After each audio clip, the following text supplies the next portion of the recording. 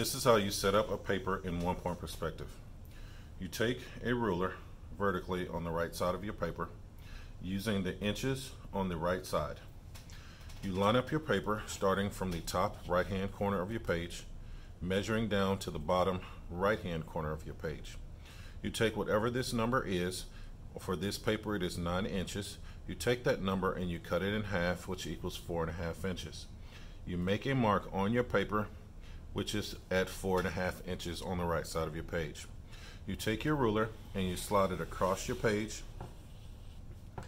and you measure from the top left hand of your paper to the bottom left hand corner of your paper. Keeping your ruler on the page, the number should be the same from the top, and you make a mark here on this page at 4.5 inches. Depending on the size of your paper, this number may change, but these two marks that you make on this paper should be parallel to the top of the page. So you line up your ruler to both of these marks and you make a line, one smooth line with your ruler all the way across your paper, lining up both of these marks. This is your horizon line.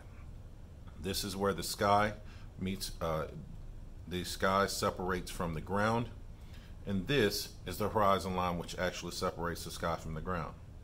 In order to find your vanishing point, which I like to have in this very center of the page, you're going to take your ruler and you're going to put it at the very top of your paper. You're going to measure from the top left hand corner to the top right hand corner. You're going to take the number that you have here, which is 12 inches, and you're going to cut that number in half, which is 6, and you're going to make a mark at the top of your page.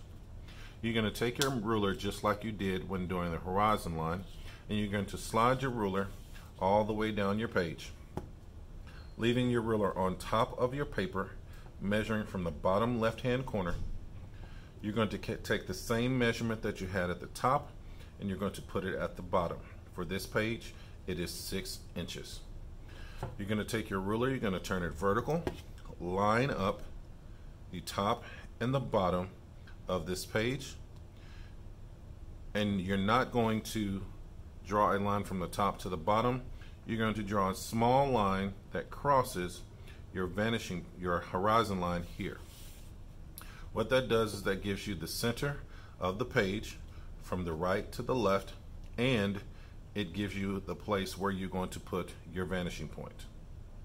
This point should be no larger than, slightly larger than a period that you put at the end of a sentence. You don't want it too small, you don't want it too large. And this is how you set up your paper for 1-point perspective.